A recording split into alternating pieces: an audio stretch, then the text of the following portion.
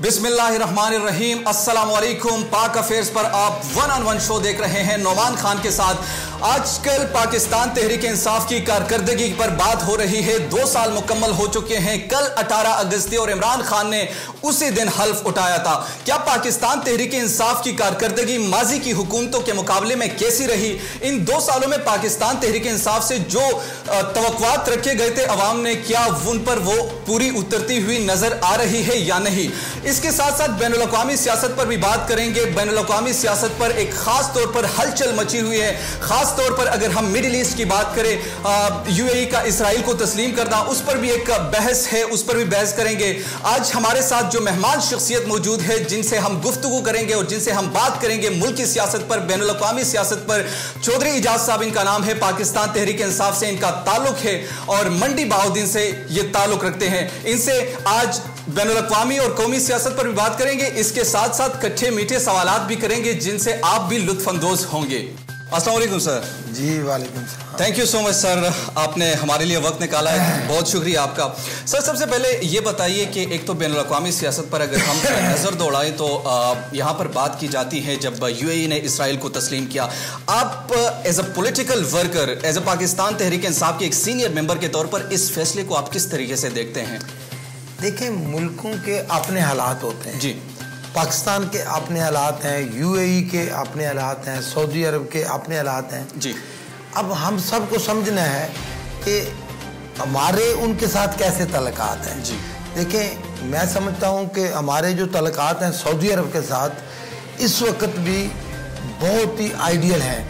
ये जो दरमियान में जो बहुत ज़्यादा हाइप जो हुई है ना मीडिया में, खासकर पाकिस्तान के अंदर, तो मैं नहीं समझता कि ये हम दुरुस्त इसके ऊपर डिबेट कर रहे हैं। देखें, अगर इकबाल पाकिस्तान के अंदर रहे हैं डॉक्टर अल-असीरी, बिल्कुल सऊदी एम्बेसडर थे पाकिस्तान में, और उन्होंने एक लंबा अरसा गुजारा है पाकिस्तान के अंदर। आप देखें कि उनका एक बड़ा ज़बरदस्त आर्टिकल शाया हुआ है तकरीबन तमाम अखबारात में जी, इंग्लिश अखबारात में। उन्होंने उसमें बड़ी ज़बरदस्त जो है ना, जो पाकिस्तानी लोगों के दिमाग में है ना, उसको उन्होंने बड़े खूबसूरती से उस आर्टिकल में उसने बयान किया है। मिसाल के तौर पे वो कहता है कि आपको सिर्फ एक कंसर्न है कि सऊदी क्यों इंडिया के साथ तल्लुकात बढ़ा रहे हैं। बिल्कुल। तो उन्होंने कहा कि अगर मैं आपको ये कहूँ कि ये तल्लुकात पाकिस्तान की बेहतरी के लिए इस्तेमाल होंगे तो आप क्या समझते हैं कि, और कितनी दफ़ा हुआ है, उन्होंने उसकी मिसालें दी हैं कि 3 दफ़ा उन्होंने कहा कि जंग होते होते बची सऊदी की वजह से, क्योंकि सऊदी के इंडिया के साथ अच्छे ताल्लुकात। इसी तरह अब जो हमारा कंसर्न है वो है कश्मीर। बिल्कुल कि भाई आप कश्मीर के ऊपर OIC का इजलास क्यों नहीं बुलाते? तो मैं तमाम आपके नाजरीन से शेयर करना चाहता हूँ, OIC के हज़ारों इजलास हो चुके हैं, कभी कोई नतीजा निकला है? OIC एक मुर्दा घोड़ा है, तो उसमें अगर उसका इजलास हो जाता तो क्या हमें हासिल होता? कुछ भी ना, एक छोटी सी खबर बनती। और लेकिन आप देखें कि इस वक्त की जो सूरत हाल है उसमें हमें हमें चाइना से सीखना चाहिए। आप देखें ना, चाइना जिस वक्त तरक्की कर रहा था तो उसने जो कुछ भी होता था वो बर्दाश्त करते थे। अच्छा सर, हमें चाइना से सीखना चाहिए, आपने ये बात की, ये तो बैनुल अक़वामी सतह पर हमने गुफ्तगू की। अब बताइए, पाकिस्तान तहरीक इंसाफ के 2 साल मुकम्मल हो चुके हैं। आप पाकिस्तान तहरीक इंसाफ के सीनियर मेंबर है। पाकिस्तान तहरीक इंसाफ से यूथ के भी काफ़ी तवक्कुआत वाबस्ता थे, अवाम के भी काफ़ी तवक्कुआत वाबस्ता थे। क्या समझते हैं कि पाकिस्तान तहरीक इंसाफ से जिन तवक्कुआत की तवक्को की जा रही थी, क्या उस तवक्कुआत पर वो पूरा उतरती हुई नज़र आ रही है कि नहीं? नहीं, नज़र आ नहीं रही, बल्कि उसके ऊपर पूरा उतर रही है। लेकिन देखें, असल में जो सूरत हाल है ना जी पाकिस्तान के अंदर, कुछ आप समझ लें कि मैं इसमें बरमला ये कहूँगा कि तहरीक इंसाफ मीडिया मैनेजमेंट जो है ना, या दूसरे लफ्ज़ों में मैं ये कहूँ कि उन तक, आम आवाम तक जो कुछ तहरीक इंसाफ ने किया है वो पहुँचा नहीं सकी कि क्या क्या हो रहा है जी। तो ये ज़्यादा बेहतर होगा। देखिए, आपने नौजवानों की बात की, पहली दफ़ा मतलब इस वक्त भी जब हम ये बात कर रहे हैं तो पहली दफ़ा पाकिस्तान के अंदर नौजवानों के लिए बेशुमार स्कीमें हैं, जिसमें हर तरह की स्कीम ओपन है, जिसमें आप खुद अपना बिजनेस शुरू कर सकते हैं। कि अगर आप नौजवान हैं, उसमें रखा है कि 18 साल से लेके 45 साल तक, तो आप खुद अपने कारोबार के अपने बॉस आप खुद बन सकते हैं। बिल्कुल, ये तो एक बात हो गई।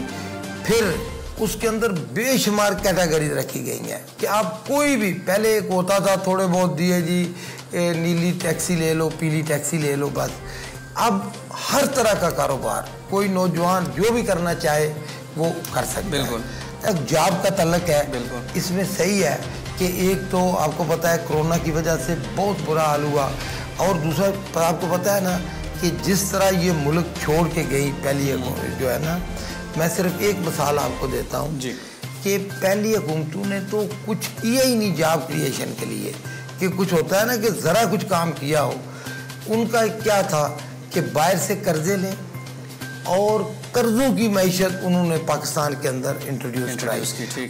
आप यकीन करें कि ये नहीं है कि अगर इमरान खान वज़ीर आज़म ना होता पाकिस्तान का, जिस हालात में थे, अगर यही होते इनमें से कोई, तो 100% था कि पाकिस्तान डिफॉल्ट कर जाता। इंटरनेशनल मार्केट में पाकिस्तान की क्रेडिबिलिटी ख़राब हो जाती।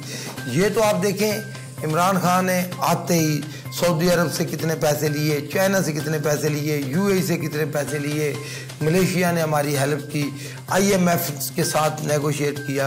और इस वक्त ये सूरत हाल है कि कोरोना के बावजूद पाकिस्तान की गाड़ी सही सिमत में रवान दवा, और ये एक बड़ी कामयाबी है। आप देखें ना, टाइम ज़रा लिमिटेड है, नहीं तो मैं चाहता हूँ कि मैं आपको 1 by 1 जो आपके तमाम चीज़ें करें, तमाम चीज़ें जो है ना, इंशाल्लाह आपको दोबारा भी मदऊ करेंगे अपने प्रोग्राम में। चंद दिन पहले आर्मी चीफ ने दौरा सऊदी अरब किया, उसके मकासद आपको कुछ मालूम है किस वजह से वो सऊदी अरब गए? देखिए, पाकिस्तान और सऊदीया के तल्लकात ऐसे, मैंने शुरू में आपके क्वेश्चन के जवाब में कहा था कि अल-असेरी ने जो आर्टिकल लिखा है वो हर स्टूडेंट को जो इंडिया पाकिस्तान के तल्लकात पे नज़र रखता है उसके ऊपर उसको ऊपर नज़र रखनी चाहिए, उसको देखना चाहिए कि ये तल्लकात हैं क्या, कि उसमें उन्होंने क्या क्या पॉइंट हाईलाइट किए हैं कि जो बड़े ही दिलचस्प हैं, कि उसमें एक एक पॉइंट को ना उसने हाईलाइट किया है कि अगर ऐसा हो तो क्या हो, अगर ऐसा हो तो क्या हो, अगर इस तरह हो तो क्या हो। और उसने बाकायदा एनालाइज किया, एनालिसिस किया है कि देखें पाकिस्तान, और उसने उस सारे जो उसका आर्टिकल जिस पे उसने बहस की है उसका रिजल्ट उसने ये निकाला है कि पाकिस्तान और सऊदी के तल्लकात इतने मजबूत हैं, इतने वो उनको लंबा अरसा हो चुका है कि ये कभी टूट नहीं सकते। इसमें छोटी मोटी, आपको पता है हर मुल्क के अंदर कोई छोटी मोटी ऊंच नीच हो आ ही सकती है, लेकिन मैं नहीं समझता कि उसमें कोई फर्क पड़ेगा। बहुत शुक्रिया सर। आखिर में हमारा जो सेक्शन है रैपिड फायर का, चंद छोटे सवाल आपसे करेंगे, या साधनों में आपने जवाब देना है, या फिर जो दो शख्सियत का नाम लिया जाएगा उनमें से एक आपने चूज़ करना है। सबसे पहले ये बताइए कि बतौर वज़ीर आला उस्मान बुज़दार या फिर चौधरी परवेज़ इलाही, कौन से अच्छे साबित है? नहीं, परवेज़ इलाही का तो कंपैरिजन करना चाहिए ना। ओके, शाह महमूद कुरैशी व जहांगीर तरीन, किसको पिक करेंगे सर? देखिए, जहांगीर तरीन कभी भी वज़ारत उज़्मा का कैंडिडेट नहीं था, तो शाह महमूद कुरैशी।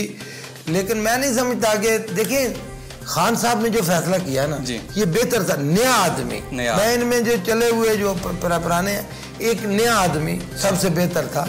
और अभी भी जो बुज़दार जिस तरह पंजाब को चला रहा है, वो जो कुछ उसने किया, एक तो ना तजर्बाकारी थी ये तो है, लेकिन जो उसने काम किए हैं वो आपने जो हाईलाइट नहीं कर सका। एक तो ये वजह भी है, और दूसरा हम सब ये चाहते थे कि हम जैसे शरीफों का या ये पुराने जो चले चलाए सियासतदान हैं, उससे बेहतर है कि नया आदमी आगे आए, आम आदमी आए। नवाज शरीफ और जरदारी में से बेहतर कौन थे? अल्लाह ना कहे, मैं दोनों में से एक से बढ़ के एक।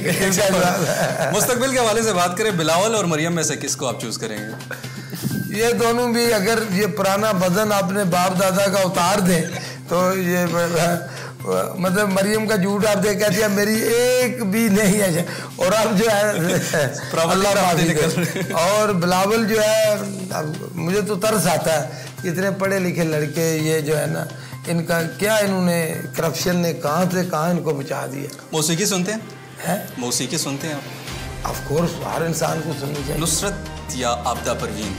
दोनों बेहतर है।